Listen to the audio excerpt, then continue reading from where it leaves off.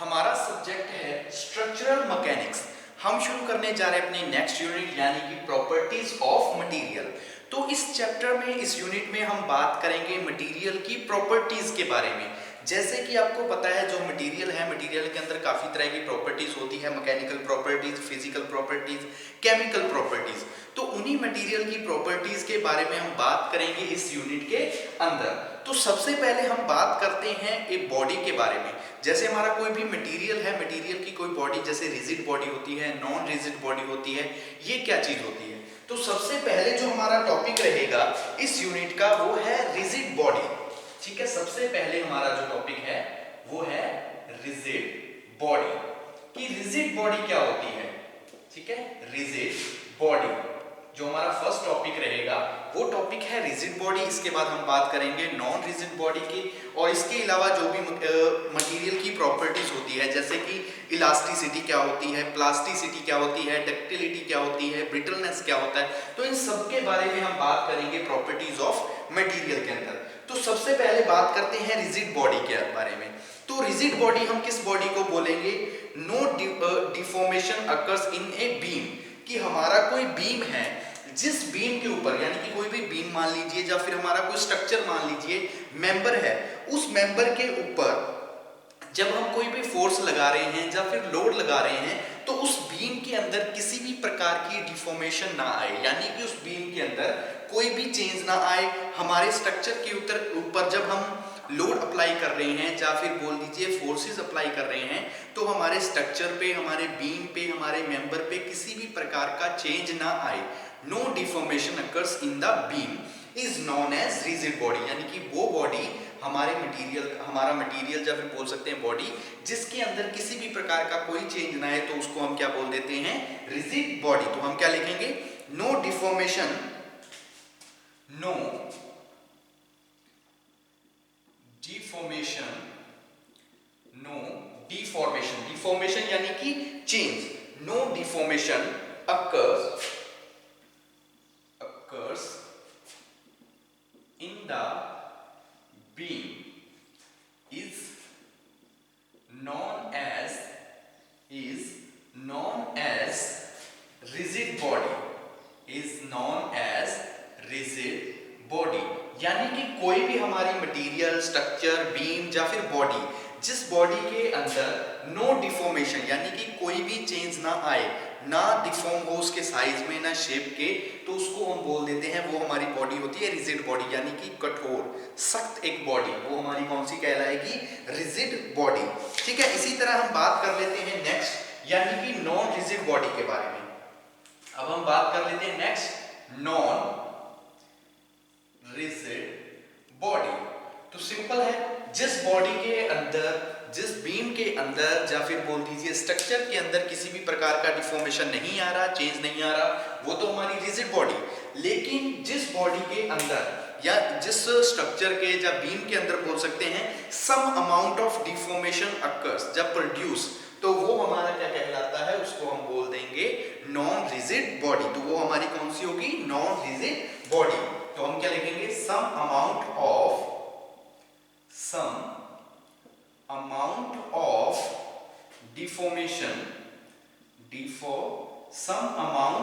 deformation occurs in the beam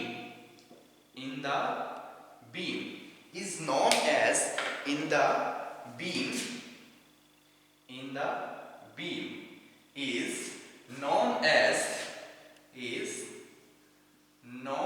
as non rigid body.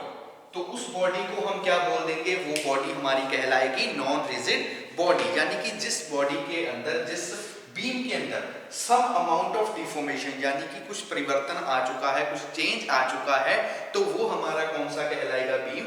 उस beam को, उस body को हम बोल देंगे नॉन रिजिड बॉडी। तो दो तरह से हमारी बॉडी होती है, rigid body, non rigid body. जब भी हम मटेरियल के बारे में बात करेंगे, रिजिड और नॉन रिजिड, जिसके अंदर डिफॉर्मेशन आ जाए वो तो हमारी होती है नॉन रिजिड बॉडी।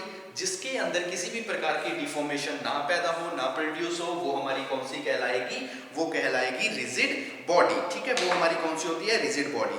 इसी तरह हम बात कर लेते हैं आगे, जो हमारी इलास्टिसिटी है, इलास्टिक बॉडी कौन सी होती है, प्लास्टिक बॉडी कौन सी होती है, तो उनके बारे में ये पता लगा आपको, रिजिड बॉडी और नॉन रिजिड बॉडी के बारे में। अब हम बात करते हैं अपने नेक्स्ट टॉपिक के बारे में, जो कि रहेगा इलास्टिक बॉडी। इलास्टिक बॉडी क्या होती है और प्लास्टिक बॉडी। तो इलास्टिसिटी के बारे में, प्लास्टिसिटी के बारे में आप स्ट्रक्चरल मैकेनिक्स के अंदर या फिर बोल सकते हैं स्ट्रेंथ ऑफ मटेरियल के अंदर काफी बार पढ़ चुके हैं कि इलास्टिक मटेरियल कौन सा होता है, इलास्टिसिटी क्या होती है, प्लास्टिसिटी क्या होती है। इलास्टिसिटी यानी कि कोई, इलास्टिसिटी क्या है, एक प्रॉपर्टी है हमारे मटेरियल की। इलास्टिसिटी को आप क्या बोल सकते हैं कि इलास्टिसिटी एक प्रॉपर्टी है हमारे मटेरियल की, जिसके अंदर क्या होती है हमारे मटेरियल की वो प्रॉपर्टी, यानी कि जब हम उसके ऊपर फोर्स लगाएंगे या फिर लोड अप्लाई करेंगे तो कुछ समय के लिए क्या होगा, हमारी बॉडी जैसे लेंथ है वो इंक्रीज हो जाएगी, हमारी बॉडी के अंदर चेंज आ जाएगा। लेकिन जैसे ही हम जो लोड हमने अप्लाई किया हुआ है, एक्सटर्नल लोड है, उस लोड को रिमूव करेंगे तो जो हमारा मटेरियल है या फिर बोल सकते हैं जो हमारी बॉडी है, स्ट्रक्चर है, वो वापस ओरिजिनल शेप में आ जाएगा, यानी कि जो शेप उसकी है उसको रिगेन कर लेगा, उसी शेप में वापस आ जाएगा। तो वो होती है हमारी इलास्टिसिटी, यानी कि इलास्टिसिटी एक प्रॉपर्टी है जो मटेरियल की। प्लास्टिसिटी ऐसी होती है, प्लास्टिसिटी में जब हम लोड अप्लाई करते हैं तो हमारी बॉडी के अंदर चेंज आ जाता है, लेकिन वो चेंज क्या होता है, परमानेंट हो जाता है, तो उसको हम बोल देते हैं प्लास्टिसिटी। तो यहीं पे बात करते हैं, सबसे पहले हम बात करते हैं हमारी इलास्टिक बॉडी के बारे में। ठीक है, हमारा जो टॉपिक रहेगा वो है इलास्टिक बॉडी। ठीक है, इलास्टिक बॉडी। तो यही आपको बताया इलास्टिक बॉडी या इलास्टिसिटी से आप क्या समझ सकते हो कि इलास्टिसिटी एक ऐसी प्रॉपर्टी हमारी मटेरियल की जिसके अंदर जब हम बॉडी के ऊपर, जब हमारे जो भी हमारे पास स्ट्रक्चर है, मटेरियल है, उसके ऊपर जब हम एक्सटर्नल फोर्स अप्लाई करेंगे या लोड लगाएंगे तो वो क्या करेगा, उसकी शेप में कुछ समय के लिए चेंज आएगा। लेकिन जैसे ही हम लोड को रिमूव करेंगे तो वो ओरिजिनल शेप के अंदर वापस आ जाएगा, वो होती है इलास्टिसिटी। ठीक है, उस प्रॉपर्टी को क्या हम बोल देते हैं, इलास्टिसिटी। तो इसके अंदर भी लिखेंगे the body regains its original shape after removal of load, यानी कि जैसे ही हम लोड को रिमूव करेंगे वो जो बॉडी है अपनी ओरिजिनल शेप के अंदर वापस आ जाए, उसको हम क्या बोल देते हैं, इलास्टिक बॉडी। वो हमारी कौन सी कहलाती है, इलास्टिक बॉडी। तो ठीक है, इसी तरह जैसे लिखा हुआ है body which does not undergoes any permanent deformation upon, यानी कि जो हमारी बॉडी है, बॉडी के अंदर किसी भी प्रकार का परमानेंट डिफॉर्मेशन ना आए, तो वो हमारी कौन सी होती है, इलास्टिक बॉडी। तो इलास्टिक बॉडी के अंदर हम क्या लिखेंगे, the body regain its shape, the body regain its original shape, the body regains its original shape after removal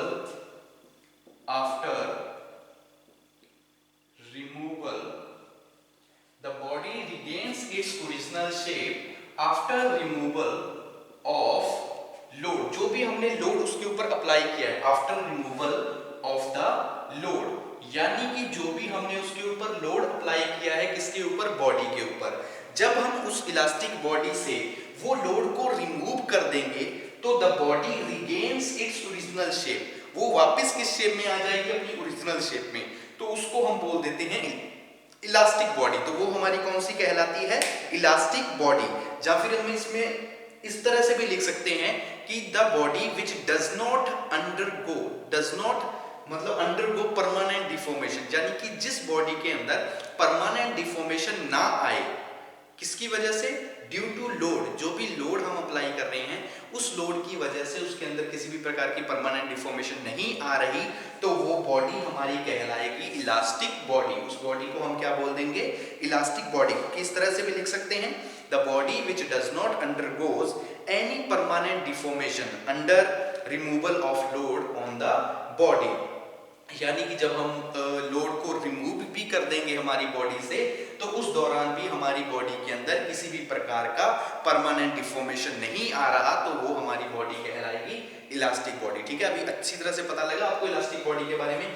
यानी कि कोई भी बॉडी, जैसे आप रबड़ का एग्जांपल ले सकते हो, जैसे हमारी इरेजर होती है, इरेजर को या रबड़ को बोल सकते हैं हम, जैसे खींचते हैं तो एक बार तो क्या होता है, उसके जो साइज है, शेप है, उसके अंदर क्या आता है, चेंज आता है। लेकिन जैसे ही हम उसको छोड़ते हैं, यानी कि हम जो फोर्स लगाई है, जो लोड हमने अप्लाई किया, उसको जैसे ही हम छोड़ देते हैं, रिमूव कर देते हैं, तो वो इरेजर या फिर रबड़ बोल सकते हैं, वो अपनी ओरिजिनल शेप में वापस आ जाती है। तो वो एक तरह से हमारे लिए एग्जांपल किसका है, इलास्टिक बॉडी का। वो हमारी कौन सी है, इलास्टिक बॉडी। इसी तरह अब हम बात कर लेते हैं प्लास्टिक बॉडी के बारे में। ये तो इलास्टिक बॉडी हुई। अब हम बात करते हैं नेक्स्ट, यानी कि प्लास्टिक बॉडी। प्लास्टिक बॉडी, ठीक है, इलास्टिक बॉडी। अब हम बात करते हैं प्लास्टिक बॉडी के। The bodies undergoes some amount of permanent deformation after removal of load. यानी कि जब हमारी कोई बॉडी है, जिस बॉडी के ऊपर हमने लोड अप्लाई किया हुआ है या फोर्सेस लगाई हुई है, जब हम उस लोड को रिमूव करते हैं तो उस दौरान क्या होता है, जो हमारा बॉडी है उसके अंदर कुछ मात्रा में some amount of permanent deformation, उसके अंदर क्या आ जाता है, परमानेंटली डिफॉर्मेशन आ जाता है, चेंज आ जाता है। तो उस बॉडी को हम क्या बोल देते हैं, वो बॉडी हमारी कहलाती है प्लास्टिक बॉडी। और ये प्रॉपर्टी वो होती है प्लास्टिसिटी प्रॉपर्टी। ठीक है, यानी कि जिस बॉडी के ऊपर जब हमने लोड अप्लाई किया तो उसके दौरान उसके अंदर चेंज आया, लेकिन जब हम रिमूव कर रहे हैं तब भी उसके अंदर क्या हो जाए, परमानेंट डिफॉर्मेशन आ जाए, तो वो हमारी कौन सी होती है, उस बॉडी को हम बोल देंगे प्लास्टिक बॉडी। तो लिखेंगे the body undergoes some amount of permanent deformation. The body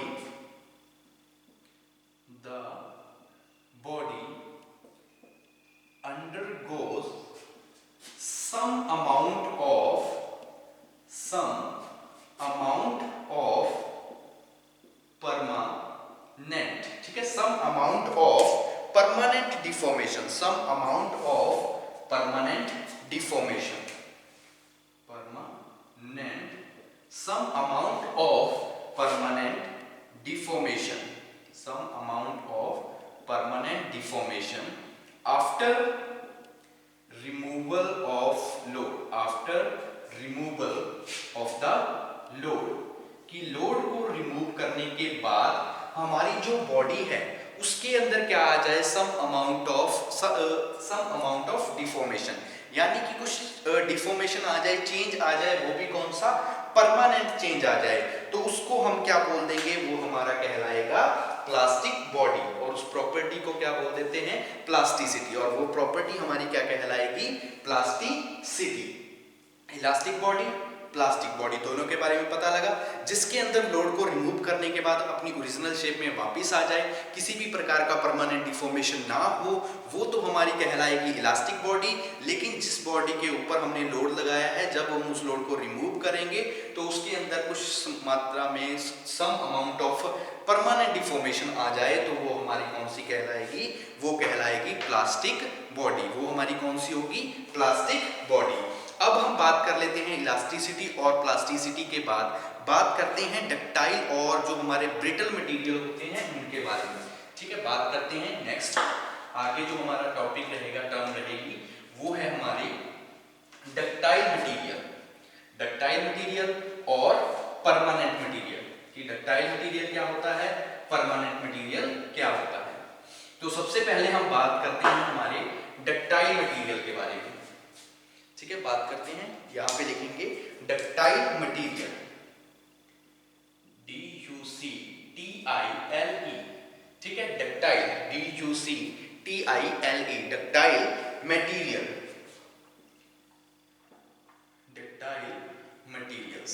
ठीक है, इसी तरह हम बात करेंगे हमारे ब्रिटल मटेरियल के बारे में।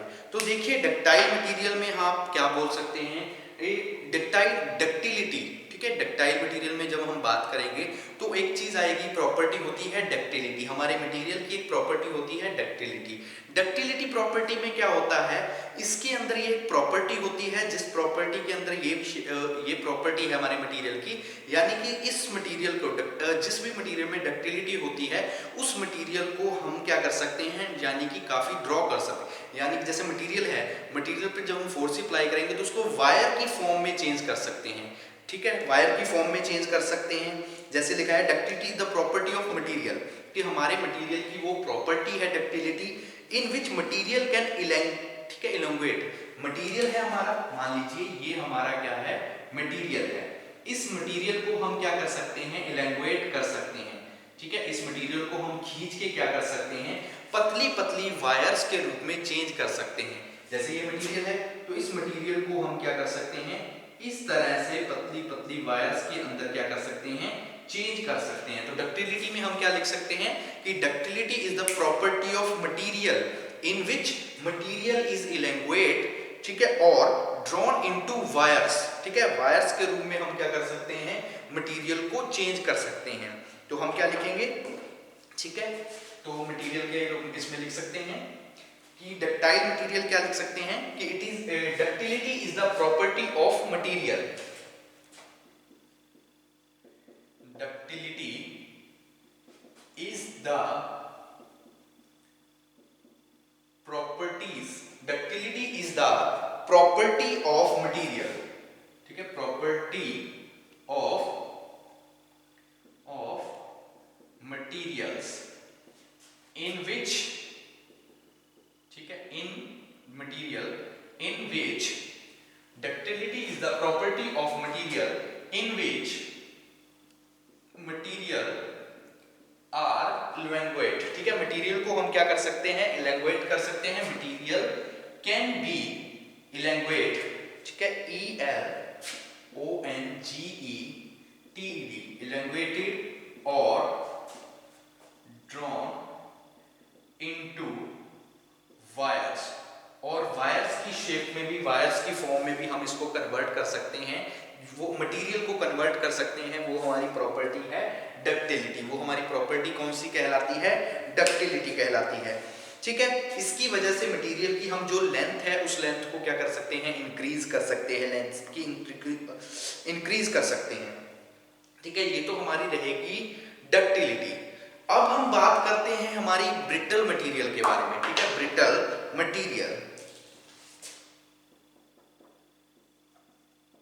Brittle material. तो ब्रिटल मटेरियल, ब्रिटलनेस भी एक प्रॉपर्टी है हमारे मटेरियल की। इसके अंदर क्या होता है, एक तो ये प्रॉपर्टी, ब्रिटल जो मटेरियल होते हैं ये मतलब किस वजह से होते हैं, ये होते हैं डक्टिलिटी की कमी की वजह से। यानी कि हमारा कोई मटेरियल, जिस मटेरियल के अंदर डक्टिलिटी की कमी होगी तो वो मटेरियल हमारा ब्रिटल मटेरियल कहलाएगा। अब जैसे मान लीजिए आपकी सुई है, जैसे आपकी निकल सुई होती है, जो अपना जैसे अपने कपड़ा सीने की जो भी सुई होती है, वो एक क्या होता है, ब्रिटल मटेरियल होता है। ब्रिटल मटेरियल आप उस मटेरियल को बोल सकते हो जो कि एक झटके के साथ टूट जाए। जैसे हमारा कोई ये मटेरियल है, एक चीज तो है कि हम इस पे रिपीटेड फोर्स लगा रहे हैं, वो नहीं, एक मटेरियल है हमारे पास, उसको हमने इस तरह से किया और वो बीच में से टूट गया, वो होता है ब्रिटल मटेरियल। उसको हम बोल देते हैं ब्रिटलनेस प्रॉपर्टी। वो होती है किसकी वजह से, डक्टिलिटी की। क्योंकि अगर डक्टिलिटी होगी तो हम उसको क्या कर सकते हैं, बार बार अगर फोर्सेस भी लगाएंगे तो वो टूटेगी नहीं, हम उसको वायर शेप में चेंज कर सकते हैं। लेकिन ब्रिटलनेस, एक ब्रिटलनेस जो प्रॉपर्टी है वो एक प्रॉपर्टी होती है डक्टिलिटी की कमी की वजह से। उसमें क्या होता है, मटेरियल होता है, मटेरियल के अंदर वो पूरी तरह से हार्ड हो जाता है, जिसकी वजह से डक्टिलिटी की कमी होगी और वो मटेरियल क्या करेगा, एक झटके में टूट जाएगा।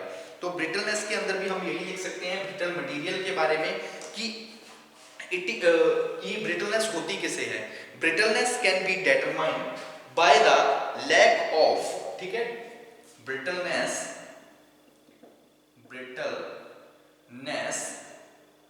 is termed as a lack of ductility in the material, lack of ductility in the materials, कि जो हमारे मटेरियल है मटेरियल्स के अंदर ब्रिटलनेस किस तरह से डिफाइन कर सकते हैं कि अगर हमारा मटेरियल ब्रिटल है तो ब्रिटलनेस क्या होगी, ब्रिटलनेस प्रॉपर्टी है, किसकी वजह से होगी, वो होगी लैक ऑफ डक्टिलिटी। लैक मतलब कमी, डक्टिलिटी की कमी की वजह से हमारे मटेरियल के अंदर क्या आ जाती है, ब्रिटलनेस आ जाती है। और ब्रिटलनेस आ जाएगी तो इसकी वजह से क्या होगा, वो मटेरियल हमारा क्या होगा, एक झटके मतलब ज्यादा हार्ड हो जाएगा। हार्ड होने की वजह से क्या होगा, वो एक झटके के साथ टूट जाएगा। ठीक है, हमको उसके ऊपर फोर्सेस ज्यादा नहीं लगाने पड़ेंगे। तो इस तरह से ये हम बोल सकते हैं हमारे ब्रिटल मटेरियल और डक्टाइल मटेरियल के बारे में।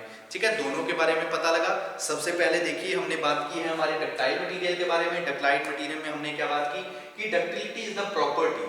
डक्टिलिटी एक प्रॉपर्टी है जिस प्रॉपर्टी के अंदर क्या होता है, हम अपनी मटेरियल को लैंग्वेट कर सकते हैं और उसको छोटी छोटी मतलब वायर्स की फॉर्म में कन्वर्ट कर सकते हैं, चेंज कर सकते हैं। जब हम बात करेंगे ब्रिटलनेस की, तो ब्रिटलनेस में ब्रिटल मटेरियल के अंदर क्या आएगा, ब्रिटलनेस भी एक प्रॉपर्टी होती है हमारे मटेरियल की। ब्रिटल मटेरियल जो भी होंगे उनके अंदर एक कमी होगी, वो कमी होगी डक्टिलिटी की।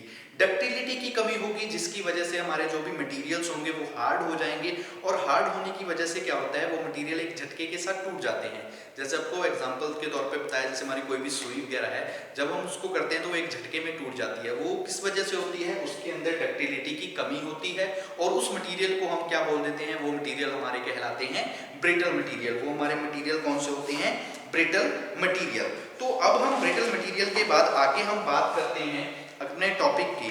तो इसके अंदर हम बात करेंगे हमारे टेंसाइल टेस्ट के बारे में, कंप्रेसिव टेस्ट के बारे में, कि कंप्रेसिव टेस्ट, टेंसाइल टेस्ट ये क्या होते हैं। तो सबसे पहले बात करते हैं